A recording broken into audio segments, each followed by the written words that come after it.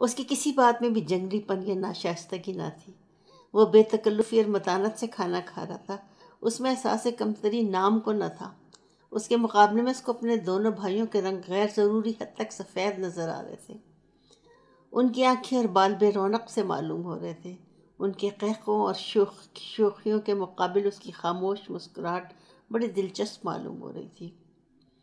وہ ان دونوں سے اونچا چھریرے جسم کا تھا۔ ان کے درمیان بیٹھا کوئی مہاراجا سا لگ رہا تھا۔ ماں اس کو بڑی محبت اور توجہ سے چیزیں پیش کر رہی تھی۔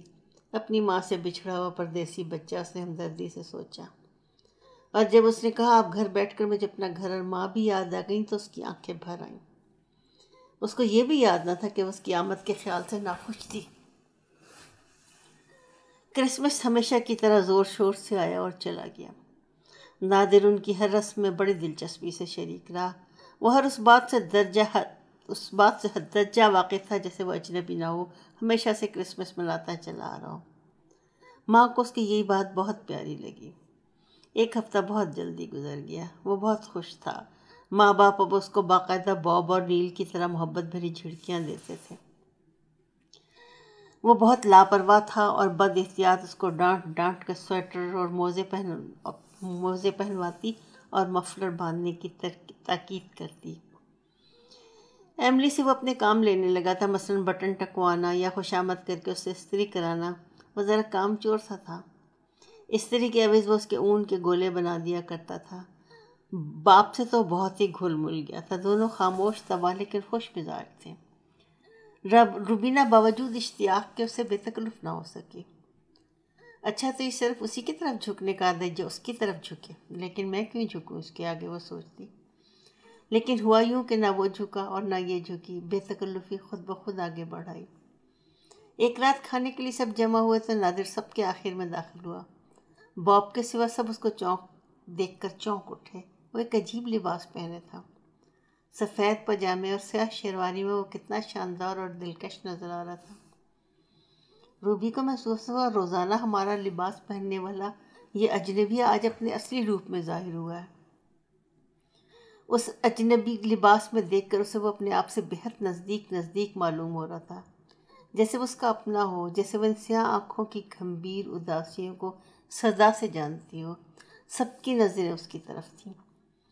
نادر تم اس لباس میں بہت خوبصورت لگ رہے ہو، باپ نے حسب عادت فراخ دلی سے اس کی تعریف کی۔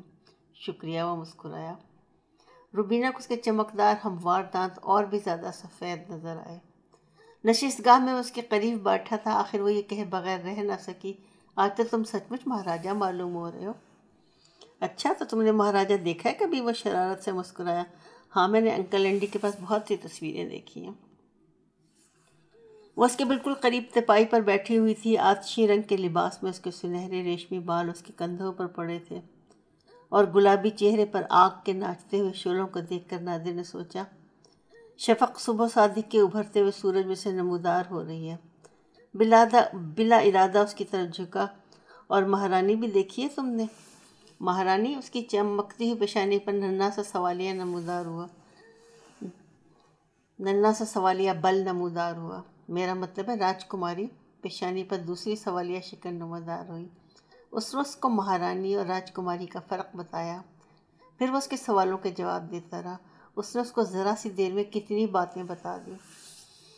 جب وہ سونے کے لیے اپنے بستر پہ لیٹی تو اس کو خیال ہے کہ اس نے اس کو اتنی بہت سی باتیں بتا دی جو انکل اینڈی ساری عمر نہ بتا سکے۔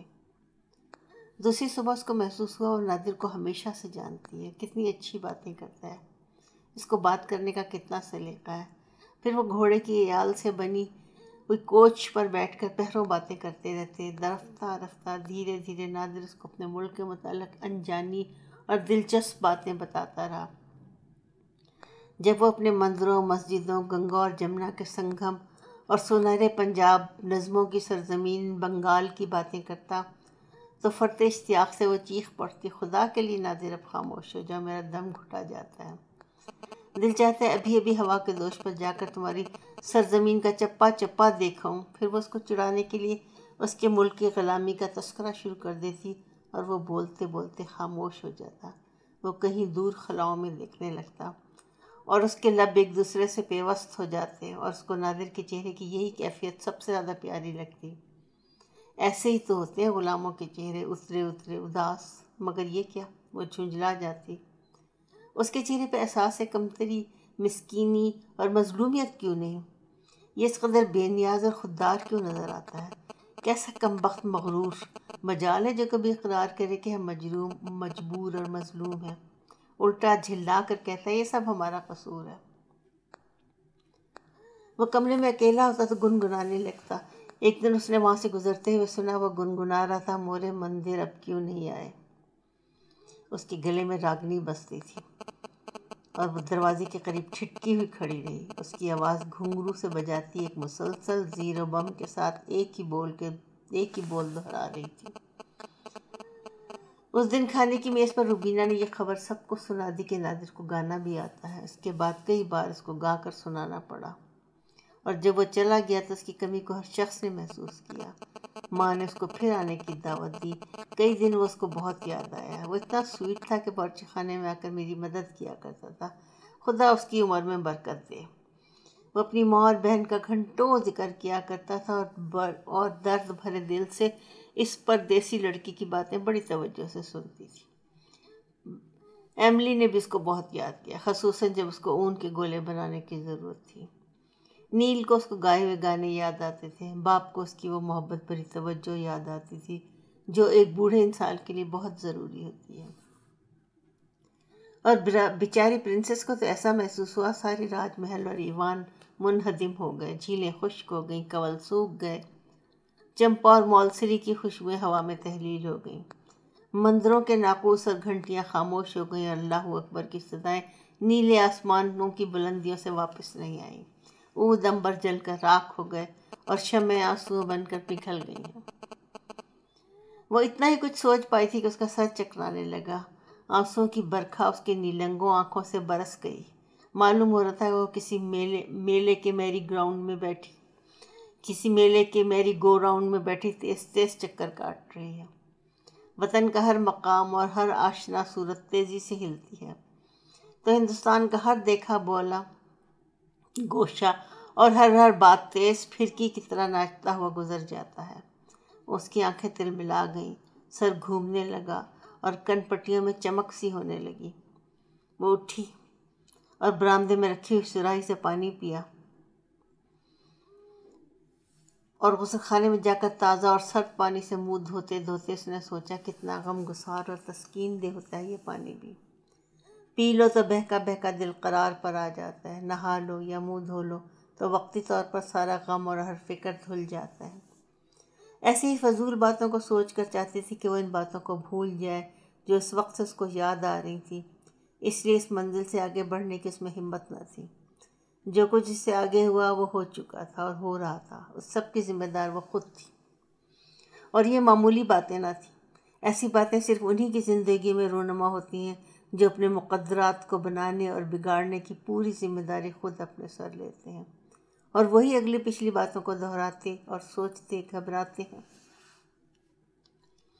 بہرحال اس وقت وہ لیٹ چکی تھی، اس کے آگے کچھ نہ سوچنے کا فیصلہ کر کے، مگر اس کے ماضی کی داستان بڑی سہانی اور درد و غم سے لبریز تھی۔ وہ صرف اس کا اپنا ماضی نہ تھا، بلکہ ان تمام زندگیوں کا اس میں حصہ تھا جن سب نے مل کر اس کے ماضی کی داستان تصنیف کی تھی۔ اتنوں کے جذبات اور محسوسات کو ایک اکیلا آدمی سوچ بھی کس طرح سکتا ہے؟ وہ ابھی بھی کالج سے واپس آئی تھی۔ میز پر کتابیں رکھتے رکھتے اس نے دیکھا ڈاک اس کی منتظر ہے۔ سب سے اوپر بھیا کا کارڈ آیا پڑا ہے۔ اس نے جلدی سے کارڈ اٹھا لیا۔ بستی ضلع گورکھپور، ڈاک خانہ موہارا، تھانہ لوٹن۔ بٹیا کو بات سلام کے معلوم ہو کہ بہت دن سے تمہارا خط نہیں ملا، بھیا کی خبر نہیں معلوم ہوئی، دل لگا ہوا ہے۔ اب ہمرے نادر بھیا کب آئیں گے؟ وہ آ جائیں تو ان کا بیاہ کرنے آئیں گے۔ بیگم صاحبہ کو بندگی کہنا، فقط حشمت بوا۔ دوسرے لفافے کی تحریر سے ظاہر ہے کہ بینا کا خط تھا، اور اس کے نیچے ولایت کی ڈاک کا لفافہ تھا۔ اوہو بھیا جی، اس کی سمجھ میں نہیں آ رہا تھا بینا کا خط پہلے کھولے یا بھیا کا۔ آخر اس نے سوچ لیا کہ بھیا کا بعد میں مزے لے لے کے پڑھوں گی، پہلے بینا کو نمٹا دوں۔ اس نے لفافہ کھولا۔ وہی پیارا سا کومل انداز، وہی سنبھال سنبھال کر لکھی اردو، وہی سنجیدہ سی طرز اس نے لکھا تھا۔ پتا جی کا وہی حال ہے، پانوں کا امتحان قریب ہے، کھوکھو ابھی تک ویسی ہی بے دھیان ہے، اس کو کسی بات کی چنتا ہی نہیں ہوتی۔ ماتا جی اکیلی کیا کیا کریں، پتا جی کو میرے آنے سے بڑی کل آ گئی ہے، اس لیے میں نے چھٹی بڑھوا لی ہے۔ اگر تمہاری ملاقات کلثوم یا بنسر سے ہو تو کہنا میرے کپڑے دھوبی سے لے کر الماری میں رکھ دیں، روٹی مکھن والے کا بل چکا دیں اور میری تنخواہ وصول کر کے ذرا جلدی بھجوا دیں۔ نادر کا خط بہت دن سے نہیں آیا، دیکھو کتنا بدتمیز ہے۔ میں نے بھی بہت دیر سے نہیں لکھا، پردیسی کو اپنے پریشانیوں میں لکھ کر کیا پریشان کرنا۔ تمہارا پڑھائی کا کیا حال ہے؟ اچھا پیار، چاچا جی کو نمستے، تمہاری بینا۔